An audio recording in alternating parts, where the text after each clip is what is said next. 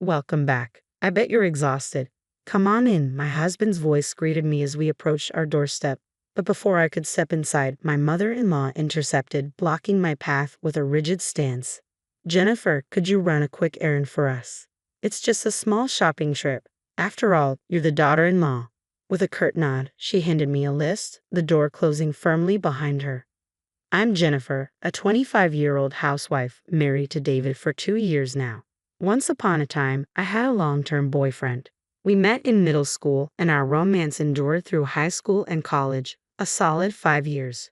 I thought we were on track to marry once our careers settled. But then, as my sophomore year of college drew to a close, he vanished without a trace, leaving behind a solitary message. I'm sorry, we should break up. And just like that, he vanished from my life. I searched high and low, but his whereabouts remained a mystery, even to my closest friends. It was a crushing blow. If you're ending things, at least have the decency to tell me why. I pleaded silently, but he vanished into thin air after 5 solid years together. Acceptance seemed impossible, and moving on felt like an insurmountable task. I wished he had just ripped the bandage off brutally, rather than leaving me hanging in limbo. Throughout the remainder of my college years, I spiraled into a cycle of self-destruction. Week after week, I drowned my sorrows in parties, earning a reputation for offering indiscriminate hugs to every guy in sight. Yet by some stroke of luck, I never allowed things to escalate further. Perhaps it was his lingering influence that restrained me, preventing me from veering into darker territory. My longtime friends couldn't bear witnessing my downward spiral any longer. With the best intentions, they began to introduce me to eligible suitors, hoping a new romance might anchor me. Each introduction brought forth quiet, steady men, but I recoiled from their advances, paralyzed by the fear of abandonment. Still, I forced myself to honor my commitments to my friends, and then amidst the haze of doubt and fear, I encountered someone who ignited a glimmer of hope within me, David. Older and with a steadfast determination, he possessed a clarity of purpose that resonated deeply with me. I'm focused on building my career, and I seek a partner who will stand by me at home, he declared with unwavering certainty. His words resonated deeply within me, stirring memories of the dreams I once shared with my ex. Yes, marriage had always been a part of our plan. From the outset of our relationship, we both envisioned a future together. After graduating from college, I dedicated a year to gain valuable work experience, a period of growth that I found enriching and fulfilling. Yet, when the time came to fulfill my promise to David, I willingly set aside my career aspirations to embrace the role of homemaker. Our life together has unfolded with a remarkable ease. David has proven to be not only loving but also remarkably considerate. Drawing from the independence I cultivated during my time living alone, I seamlessly transitioned into managing our household, and on those occasions when illness or fatigue set in, David readily assumed responsibility for the chores without hesitation. While David's career may not be glamorous, his unwavering dedication to his work is admirable. Our life together may lack the extravagance of some, but I find profound contentment in the simplicity of our marriage. Approaching our second Christmas together, my mother-in-law's call sent a shiver down my spine. Come home for Christmas this year. We have relatives to visit, she commanded, her tone as stern as ever. Compared to my own laid-back mom, her assertiveness always left me on edge. Of course we'll be there, I replied, attempting to mask my apprehension. Last Christmas, we opted for a trip, bypassing the in-laws since it was our inaugural year of marriage. I recalled how David had briefed his parents on our plans, yet when the call came from his mother, it was left to me to handle. Did he struggle to assert himself with them? The looming invitation filled me with dread for the impending holiday. Despite not being intimately familiar with my husband's family dynamics, I reassured myself that it was only a 2-day affair, a manageable stint. David, your mom called. What's the plan? I asked, a touch of anxiety creeping into my voice. She wants us both to come home for Christmas. There are relatives to visit too, remember? Since we skipped last year, we thought it's only fair to spend this Christmas with them, he replied, a hint of uncertainty in his tone. With gifts in tow, we felt adequately prepared for the occasion. The drive to his parents' house was a relatively short hour and a half, yet the anticipation weighed heavily on me. It had been a while since our last visit, and I couldn't shake off the nerves. Just relax, it's Christmas, David reassured me casually as we stepped out of the car, his easygoing demeanor doing little to ease my apprehension. As we arrived, A familiar voice called out, and David hurried over to greet the source, Emma, his cousin. She wrapped her arm around him in a playful gesture, but David quickly shook her off, a hint of annoyance flickering across his features. Emma, a year older than David, had a tendency to tease him relentlessly, a dynamic that had persisted since childhood. The first time I encountered Emma, her casual familiarity with David caught me off guard. I initially suspected she harbored feelings for him, viewing me as a rival. However, I soon realized the opposite was true. Emma's teasing stemmed from their long-standing sibling-like relationship, a bond that remained unchanged even into adulthood. Despite David's exasperation with her antics, Emma extended warmth and friendliness towards me, dispelling any initial misgivings. "Jennifer, it's been ages. Let's catch up over plenty of drinks this Christmas. See you tomorrow. I've got some errands to run," Emma chirped before darting back into the house. "Great, just what we needed," David muttered, clearly annoyed by the unexpected encounter. As we stood outside, David grumbled about our luck in bumping into Emma so soon. With his parents' house in the opposite direction of where we needed to go for the relatives' gathering, he began to stride towards his family's residence, voicing his frustration. Despite the disruption, I couldn't help but feel a sense of relief wash over me. Perhaps Emma's brief appearance was a blessing in disguise, a timely distraction that helped alleviate my nerves. With renewed determination, I followed David towards his parents' house, ready to embrace the festivities ahead. "We're back," my husband announced as he swung open the front door, only to be greeted by the hurried approach of my mother-in-law. "Welcome home. You both must be exhausted. Come on in," she ushered us inside. "Hello, mother-in-law," I greeted politely, attempting to follow my husband into the house, only to be halted in my tracks as she intercepted my path.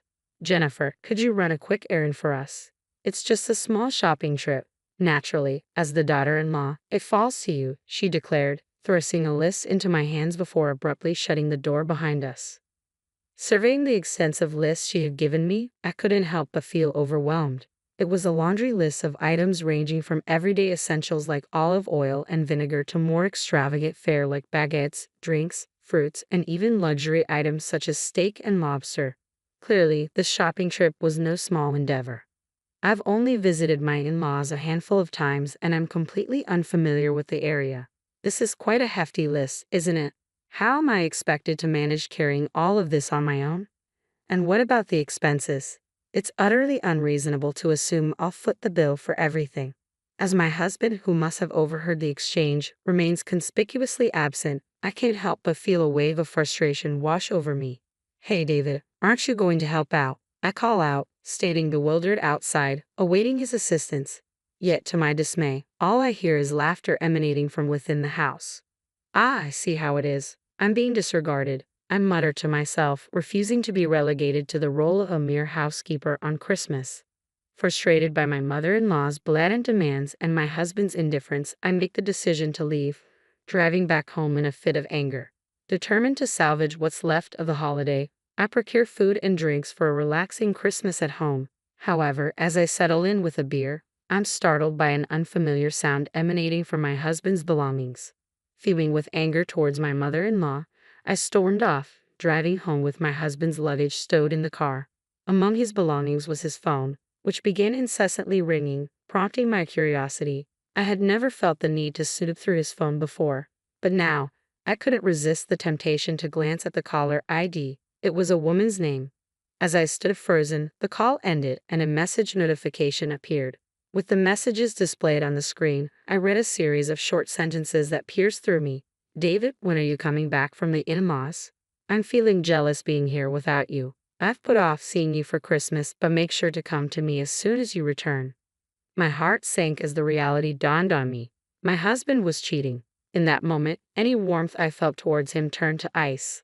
While I had previously brushed off my mother-in-law's harassment as a minor nuisance due to our infrequent encounters, discovering my husband's infidelity was an entirely different story. There's no way I can continue living in this shame of a marriage.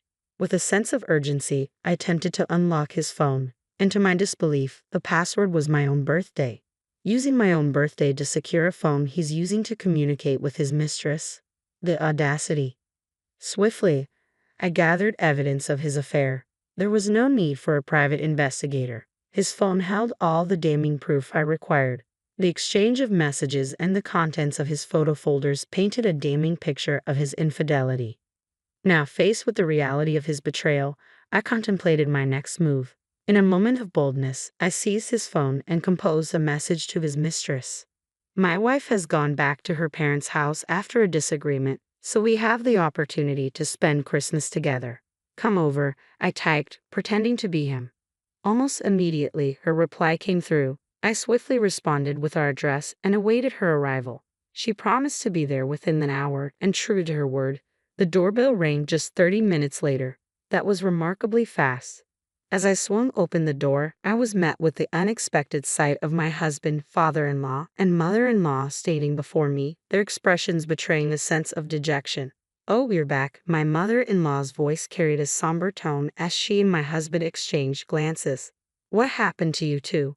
Let us in for now," she continued, gesturing for us to step aside. With a sense of bewilderment, I ushered them into the room. But as they entered, a voice caught my attention, one that didn't belong to my father-in-law. Who could it be? Turning towards the entrance, my eyes fell upon Emma, standing beside none other than my grandmother-in-law, my mother-in-law's own matriarch. I was taken aback by the unexpected appearance of my grandmother-in-law. "What brings you here?" I began, but before I could finish, she interjected, ushering us all inside. "Come on, David, and you too, Jennifer," she said, her tone softened by an apology. "I'm sorry for ignoring you earlier, Jennifer. And David, I apologize for any oversight on my part." Upon closer observation, both my husband and mother-in-law appeared visibly unsettled in her presence. Grandmother-in-law's piercing gaze bore down on them, a testament to her intolerance for wrongdoing and bullying. Though she could be intimidating in her directness, there was an underlying warmth to her character that endeared her to me. I had always admired grandmother-in-law for her candidness and genuine care for those around her. It turned out that Emma had confronted my husband about our absence, noticing our car missing from the parking lot. He had been lounging at home, completely unaware of my departure, to Thetna's inquiry. Enraged, she had interrogated him, and in turn, he had shifted the blame onto my mother-in-law. Thus the truth about the shocking incident came to light. Grandmother-in-law, having been informed of the situation, wasted no time in reprimanding them both. Even my father-in-law, who had been busy cleaning the neighborhood, was taken aback when he heard the story.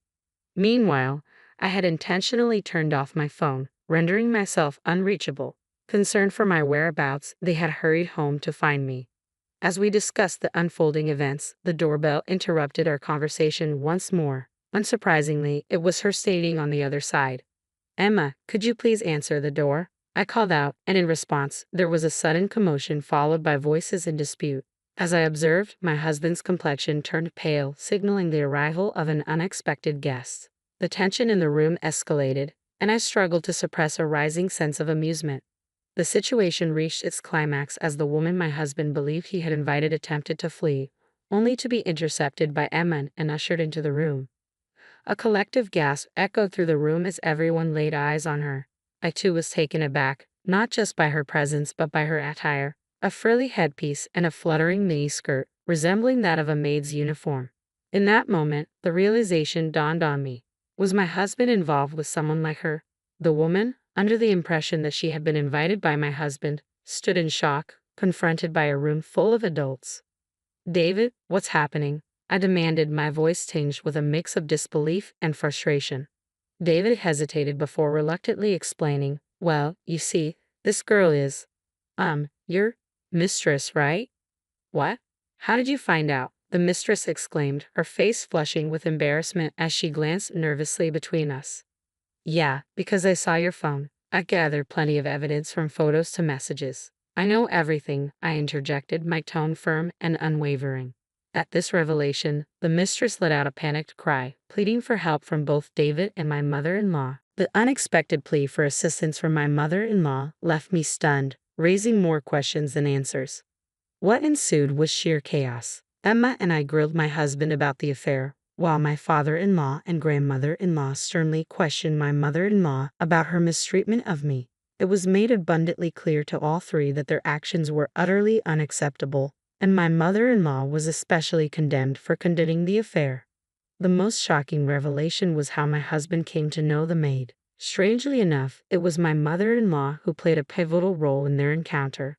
She had developed an interest in maid cafes but felt awkward attending alone.